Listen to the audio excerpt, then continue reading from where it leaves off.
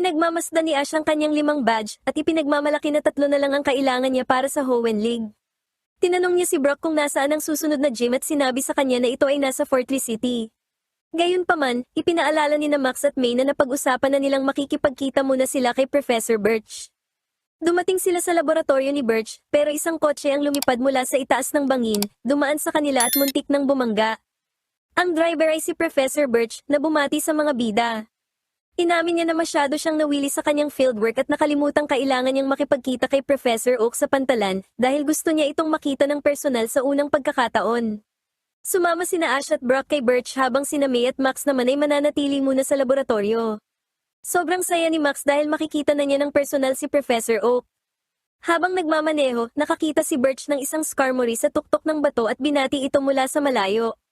Gayunpaman, may nakasalubong silang kariton at muntik na itong mabangga ni Professor Birch. Sa karitong yun, may isang lalaking nagpapahinga. Sa laboratorio, nakita ni na Max at May ang mga bagong starter Pokemon kasama ang assistant ni Birch. Naalala ni May ang araw na nagsimula ang kanyang paglalakbay, kung saan nagulat siya sa isang Duskull at inatake pa ng Mudkip ni Professor Birch. Sinabi ni May na kapanapanabik ang araw na iyon, pero inisip ni Max na walang nagbago kay May simula noon. Ininis ni Max si May, kaya naman hinabol siya nito. Sumagot si Max na nagbibiro lang siya at nabangga ang isang lalaki, na si Professor Oak pala. Namangha si Max na makilala ito at nagsimulang suriin siya, pagkatapos ay ipinakita ang mga larawan ni Professor Oak mula sa magazine na nakuha niya. Dahil dito, binigyan ni Oak ng autograph si Max. Nagtaka si Oak kung nasaan sina Ash at Brock at iniulat ni Joshua, ang assistant ni Birch, na sumakay sila sa kotse ni Birch para sunduin si Professor Oak sa pantalan. Inamin ni Oak na akala niya ay nakalimutan na siya ni Professor Birch kaya nagpa siyang pumunta na lang sa laboratorio. Nagtanong si Max kung ano ang mga starter Pokemon sa kanto, kaya inilabas ni Oak sina Bulbasaur, Squirtle, at Charmander. Tuwang-tuwa si Max na makita ang mga Pokemon na ito. Pinapanood ng Team Rocket ang pangyayari, at naisip ni Meowth na kung makukuha ng boss ang lahat ng 6 na starter Pokemon, matutuwa itong maging kaibigan ng mga ito. Masaya si Max na makita si Bulbasaur ng malapitan at inaming marami siyang natutunan mula sa mga lecture ni Professor Oak. Hinawakan ni Max ang bulb ni Bulbasaur, pero nagalit ito at ginamitan siya ng tackle. Pinuntahan niya ang 2 pang Pokemon at nagsimulang humawak pero gumamit si Charmander ng Ember at si Squirtle naman ng Water Gun dahil medyo naiinis na sila kay Max. Natawa si Oak at inaming sa ganoong paraan rin niya natutunan ng tungkol sa mga atake ng Pokemon. Gustong makilala ni Bulbasaur si May, kaya kinamayan ni May ang baging ng Pokemon. Biglang nakakita ang grupo ng isang higanting Skiploom na papalapit sa kanila na isang robot pala na gawa ng Team Rocket. Ninakaw ng Team Rocket ang lahat ng starter Pokemon, kaya nagmamadaling umalis sina May, Max, at Oak para iligtas ang mga Pokemon, habang nanatili naman si Joshua para bantayan ang laboratorio. Samantala, naghihintay sina Ash, Brock, at Birch kay Oak at dahil hindi nila ito mahanap, tinawagan ni Birch si Joshua. Nabalitaan niya na tumakas ang Team Rocket dala ang mga starter Pokemon at hinabol ito ni na May, Max, at Professor Oak, kaya nakiusap si Birch kay Joshua na maghanap ng gamit na pag-aari ni Oak, May, o Max. Sa ibang dako, alam ni Oak na hindi basta-basta lalayo ang Team Rocket gamit ang higanting Skiploom at napansin ang isang bagay sa likod ng talon. Ito ay isang kuweba na pinaliliwanagan ng mga bombilya. Ipinakita ni Joshua ang backpack ni Max kay Birch na kinuha naman ito at mabilis na nagmaneho paalis. Palihim na pumasok sina Oak, Max, at May, pero aksidenteng na-trigger ni Oak ang laser, kaya nagsara ang pangunahing pinto at tinutukan sila ng security camera. Nakita ni na Oak, May, at Max ang mga Pokemon at sinubukang lapitan ang mga ito, pero nahulog sila sa isang butas. Sinubukang ilabas ni May ang kanyang mga Pokemon, pero ang kanyang mga Pokeball ay hinigop ng vacuum cleaner ni James at tumakas ang Team Rocket dala ang mga Pokemon, habang ang butas naman ay sinarhan ng mga rehas na bakal. Nagmamaneho si Birch ng mabilis at sinabing dito nakatira ang kanyang kaibigan, bagaman takot na takot sina Ash, Pikachu, at Brock dahil nasa mga bato sila at wala sa totoong kalsada. Inisip ni Max na baka sapat na ang liit niya para makalusot sa mga rehas, pero nagtanong si Oak kung maaari niyang hiramin ang mga larawan niya na kinolekta ni Max. Ipinagdiriwang ng Team Rocket ang kanilang panalo at ang kanilang unang base. Inisip ni James na dapat nilang tignan ang mga bihag. Ipinakita ni Meowth sa camera na wala silang dapat ipag-alala at binanggit nila na naubos ang kanilang pera sa security camera. Ang totoo, naglagay lang si Professor Oak ng kanyang larawan sa tapat ng camera para lokohin ang Team Rocket. Nakalusot si Max sa mga rehas at kailangang palayain ang mga Pokemon. Inutusan ni Max ang mga Pokemon na gumamit ng fire, pagkatapos ay water attack at tackle para makalaya. Gumamit sina Torchic at Charmander ng Ember, na sinundan ni Squirtle at Mudkip na gumamit ng water gun, at panghuli, gumamit si Trico ng Pound at si Bulbasaur ng tackle para sirain ang mga rehas. Nakalaya ang mga Pokemon at nagsimulang yakapin si Max na tumawa naman dahil sa pagkakiliti. Sa ibang lugar, sumipol si Birch para tawagin ang kanyang kaibigan na isang Poochyena pala. Pinaamoy ni Birch sa Poochyena ang backpack ni Max kaya tumakbo ito patungo sa kinaroroonan ni Max, at sinundan ito nina Birch, Brock, at Ash. Pinalaya ng mga Pokemon sina Oak at May, pero kailangan din nilang mabawi ang mga Pokeball ni May. Nakita ni na May ang Team Rocket na nagkakasiyahan, kumakain ng ramen at nahihilo pa rin dahil sa ininom nilang tubig mula sa bukal, kaya nakaisip si Oak ng taktika gamit sina Zubat at Bulbasaur. Ginulo ng Zubat ang Team Rocket gamit ang Supersonic, habang gumamit naman si Bulbasaur ng Vine Whip para makuha ang mga Pokeball ni May. Papunta silang lahat sa pasukan, pero nakitang sarado ito. Isang alarma ang narinig na nagbabala sa Team Rocket na nakakita sa kanila sa pasukan. Nakita ni Jessie na nalaglag ang nakakabit na larawan ni Professor Oak sa security camera. Pinindot ni Meowth ang isang buton para ikulong ang grupo ni na May gamit ang mga rehas. May lumitaw na ilang dog trio, kaya dumaan sina May, Max, at Professor Oak sa lagusan ng mga dog trio. Sa dulo nito, may isang lawa kung saan may natutulog na Gyarados. Galit na galit ang Team Rocket nang makitang nakatakas sina Max, May, Oak, at ang mga Pokemon sa butas. Dumaan si Meowth sa lagusan at nagulat sa natutulog na Gyarados. Habang sumisigaw at nag-aaway sina Jessie at James, nagising ang Gyarados at inatake sila gamit ang Hydro Pump. Habang sinusundan nila ang Poochyena, napansin ni Birch na may mga Zubat na nakatira sa labas at Poliwrath sa lawa, at sinabing kadalasan ay nakatira ang mga Poliwrath malapit sa talon at ang mga Zubat naman ay sa loob ng mga kuweba. Samantala, papunta sina May, Max, at Oak sa labasan, pero nakitang nakasara ito. Sumigaw si Max sa isang maliit na butas at pinuntahan ng Poochyena ang pinagmula ng boses. Narinig ni na Ash, Brock, at Birch ang boses ni Max. Pinag-aralan ni Oak ang pinto at napagtanto na kailangan nilang umatake gamit ang kombinasyon para masira ang pinto. Nakiusap si Oak kay Ash na gumamit ng water attack at pagkatapos ay Thunderbolt. Inilabas ni Brock sina Lombre at Mudkip na gumamit ng water gun sa pinto, na sinundan ni Pikachu ng Thunderbolt. Pagkatapos nito, gumamit ang Skitty ni May, Squirtle, Mudkip, at Bulbasaur ng tackle habang si Trico naman ay gumamit ng Pound sa pinto, kaya natumba ang pinto at nakalaya ang grupo. Gayunpaman, pinagana ng Team Rocket ang makina ng Skiploom at sinubukang hulihin ang mga Pokemon. Umatake si Pikachu ng Thunderbolt at umatake naman sina Lombre at Mudkip gamit ang water gun, pero walang epekto. Sinabi ni Birch na para masira ang robot ay kailangan nilang gumamit ng kombinasyon ng mga atake. Gumamit sina Charmander at Torchic ng Ember, sina Mudkip at Lombre ng water gun, at si Skitty naman ng Blizzard, na nagdulot ng lamat sa makina.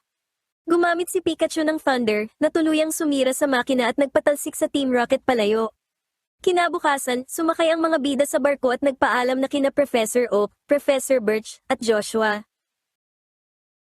Lumabas sina Ash, Max, at Brock sa Pokemon Center, handa nang pumunta sa Fortress City. Nakita ni Max sa kanyang Pokénav na ang daan sa kagubatan ang pinakamabilis na paraan para makarating doon.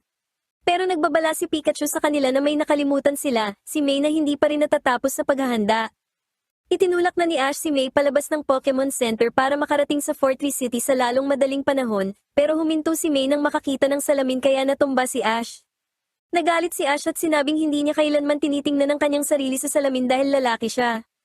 Nagulat si May at inisip na makaluma pa rin ang paniniwala ni Ash at dapat na itong magbago, na lalong nagpainis dito. Galit na iginiit ni Ash na pag-iisipan niya ito, pero dapat na silang tumuloy. Kahit naglalakad na sila, patuloy pa rin ang pagtatalo ni na Ash at May, kaya nanalangin sina Pikachu, Brock, at Max na matapos na ang kanilang pag-aaway. May dalawang tao ang lumitaw, na nagpakilala bilang sina Oscar at Andy. Napagkamala nilang magkasintahan sina Ash at May na inaakalang ang lahat ng nag-aaway ay nagmamahalan. Dahil dito, hinamon sila nina Oscar at Andy sa isang tag battle. Tinanggap nina Ash at May ang laban bilang pagsasanay para sa gym battle at contest. Ipinaliwanag nina Andy at Oscar ang mga patakaran at sumali si Brock para pormahan si Andy, nangangakong siya ang magiging hurado ng laban. Nagpatuloy pa sa pagpapasikat si Brock kay Andy, pero hinila na siya ni Max. Naglabas si Andy ng Nidoqueen at si Oscar ng Nidoking. Inilabas ni Ash si Corphish at sinubukan ni May na isipin kung sino ang kanyang ilalabas. Nawawalan na ng pasensya si Ash, pero ginamit pa rin ni May ang kanyang oras at nagpas siyang ilabas si Skitty para lumaban. Gumamit si Corfish ng Bubble Beam at si Skitty ng assist na naging Ember. Gayunpaman, ang mga atake ni na Skitty at Corfish ay nagtama sa isang lugar na nagpawalang saysay sa parehong atake. Nagalit si Corfish kay Skitty na itinutok ang Ember kay Corfish. Nagalit si Ash kay May, pero iginiit ni May na ang Corfish ni Ash ang humarang sa kanilang atake. Gumamit sina Nidoking at Nidoqueen ng Dynamic Punch na nakasakit kina Corfish at Skitty. Gagamit na sana si Corfish ng Bubble Beam, pero gumamit si Skitty ng Blizzard na aksidenteng nagpayelo kay Corfish. Gumamit muli si Skitty ng assist, pero lumabas ito bilang string shot. Nagpanik si May dahil ang gusto niyang gamitin ni Skitty ay Ember, pero sinabi ni Max na kahit si Skitty ay hindi alam kung anong atake ang lalabas sa assist. Gumamit muli si Skitty ng assist na naging Silver Wind, kaya naging estatwang yelo lang si Corfish. Gumamit muli si Skitty ng assist at naging Ember na ito na nagpatunaw sa yelo pero nasobrahan naman kaya nasunog si Corfish. Hinabol ni Corfish si Skitty na nagpagalit ng husto kay May kay Ash dahil hindi nito pinipigilan si Corfish, bagaman sumagot si Ash sa kanya na kasalanan naman talaga ni Skitty kung bakit nagalit si Corfish. Gumamit sina Nidoking at Nidoqueen ng pinagsamang submission na tumama kina Corfish at Skitty at tuluyang tumalo sa kanilang dalawa. Tinawag ni na Oscar at Andy sina Ash at May na isang happy couple bago umalis, kaya nagalit sina May at Ash at sumigaw na hindi sila magkasintahan at hindi rin sila masaya. Samantala, depressed ang Team Rocket dahil wala silang nanakaw sa loob ng mahabang panahon. Sinabi ni Jessie na palagi silang nangangarap na maging mayaman, pero kahit anong gawin nila ay mahirap pa rin sila. Dumating sina Andy at Oscar para hamunin sila sa isang laban, kaya binalak ni Jessie na nakawin ang Nidoqueen at Nidoking, pagkatapos ay ibigay ang mga ito sa boss. Gumamit si Cacnea ng Needle Arm at ang Survivor ng Wrap, pero tinamaan si Cacnea ng Dynamic Punch. Naging sanhi ito para tumalsik si Cacnea sa Survivor at mapuluputan ito. Nagsimulang magtalo sina Jessie at James sa isa't isa, sa kabila ng pagsasabi ni Meowth na mag-focus sila sa laban. Gumamit sina Nidoking at Nidoqueen ng Hyper Beam na nagpatalsik sa kanila palayo. Naglalakad ang mga bida, sa pagkakataong ito ay nagtatalo naman sina May at Ash kung kaninong kasalanan ang kanilang pagkatalo. Ipinaliwanag ni Brock kay Max na ang ganitong uri ng pagtatalo sa pagitan ng lalaki at babae ay nagsimula pa noong unang panahon, kung saan ang tanging nasabi ni Max ay wow. Nagtalo rin sina Jessie at James kung kaninong kasalanan ng kanilang pagkatalo, tinawag ni Jessie si James na walang kwenta habang kumanta naman si James na pangit si Jessie. Naglakad at nagtalo sina Jessie at James, Ash at May nang magkatapat sa magkabilang daan na pinaghihiwalay ng mga puno. Nang mawala na ang mga puno at maging isa ang magkahiwalay na daan, nagtagpo ang Team Rocket at ang mga bida. Sumama si Jessie kay May at si James kay Ash na idinedeklara na mayroon silang tag battle na ikinagulat ni na Ash at May sa parehong pagkakataon. Nagdulot ito ng higit pang kawalan ng pag-asa kina Brock, Max, Pikachu, at Meowth. Gumamit ang Survivor ni Jessie ng Poison Tail kay Corfish at ang Skitty ni May ng Blizzard kay Cacnea. Gumamit si Cacnea ng Pin Missile kay Skitty at si Corfish naman ay gumamit ng Harden. Nasalag ni Corfish ang atake ni Survivor, habang nasaktan naman ni na Cacnea at Skitty ang isa't isa. Gumamit si Survivor ng Poison Tail kay Cacnea habang si Skitty naman ay gumamit ng assist kay Corfish. Gumamit si Cacnea ng Needle Arm at si Corfish ng Bubble Beam. Tinamaan ni Cacnea si Survivor at tinamaan ni Corfish si Skitty. Gumamit ng bite si Survivor kay Corfish, pero nakaiwas si Corfish at gumamit ng Crab Hammer kay Survivor. Gumamit si Skitty ng Double Slap kay Cacnea, pero sinalubong ni Cacnea si Skitty ng Pin Missile. Nagalit ng husto si Jessie at inutusan si Dustox na gumamit ng Whirlwind na ikinagulat ni May. Tumalsik sina Cacnea at Corfish at nagreklamo si James na labag sa patakaran ang ginawa ni Jessie. Sinabi ni Jessie na mga lalaki lang ang may paki sa patakaran, kaya napatanong na lang si Brock kung anong klaseng laban ba ito, habang lumalabas sa Pokeball si Wobbuffet. Gumamit si Dustox ng Poison Sting kay Cacnea at ang Survivor ng Poison Tail kay Corfish. Umatake si Cacnea gamit ang Pin Missile habang gumamit naman si Dustox ng Whirlwind, na nagpabalik ng atake kina Ash, May, James, Survivor, Skitty at Corfish. Pinuluputan ng Survivor si Corfish na naglunsad ng Bubble Beam kay Jessie. Tumakbo palayo si Jessie at natapakan ng buntot ni Skitty na naging dahilan para gumamit si Skitty ng Blizzard. Nagtago si Jessie sa likod ni James na naging yelo dahil sa atake. Gumamit si Skitty ng assist na naging Ember na sumunog kina Jessie at James. Nagpakawala si Dustox ng Psybeam, Bubble Beam si Corfish, Blizzard si Skitty at si Cacnea ay Pin Missile na umatake sa lahat. Idineklara ni Brock at ng Wobbuffet ni Jessie na tapos na ang laban, sinasabing na disqualify sina Jessie at May, pero inutusan ni Jessie si Dustox na gumamit ng whirlwind para patalsikin sina Brock at Wobbuffet. Takot na takot ang iba sa laban, pero nang makita ni Meowth si Pikachu sa tabi niya, binalak niyang samantalahin ang magulong sitwasyong ito. Matapos ang ilang pagtatalo, nakita ni na Jessie at James si Meowth na gumagamit ng body language para sabihing dapat na nilang hulihin si Pikachu. Nagkaayos sina Jessie at James para makuha si Pikachu. Gumamit si Cacnea ng Sandstorm at Haze naman ang kay Viper na nagpalabo sa paningin ng mga bida habang kinukuha ni Meowth si Pikachu. Matapos makuha si Pikachu, binanggit muna ng Team Rocket ang kanilang moto bago tumakbo paalis. Gumamit si Pikachu ng Thunder pero ang lambat ay electric proof. Gumamit si Skitty ng assist na naging string shot at pumulupot sa paa ng Team Rocket. Nagpasalamat si Ash kay May para sa tulong. Gumamit si Viper ng Poison Tail kay Skitty, pero pinigilan ito ng Bubble Beam ni Corphish, kaya si May naman ang nagpasalamat kay Ash. Gumamit si Cacnea ng Pin Missile, pero gumamit si Corphish ng Harden at sinalo ang atake. Gumamit si Skitty ng Double Slap na nakasakit sa mga Pokemon ng Team Rocket. Malaya na si Pikachu, kaya gumamit si Skitty ng Blizzard na nagpayelo sa Team Rocket. Sa pamamagitan ng tackle ni Skitty at Crabhammer ni Corphish, tumalsik ang Team Rocket palayo. Humingi ng paumanhin sina Ash at May sa isa't isa para sa kanilang mga inasal kanina, iniisip na dapat sana ay nagtiwala sila sa isa't isa ng higit pa para napanalo nila ang kanilang laban kina Oscar at Andy. Masaya na uli ang lahat, kaya nagpasalamat sina Max at Brock na tapos na ang gender war.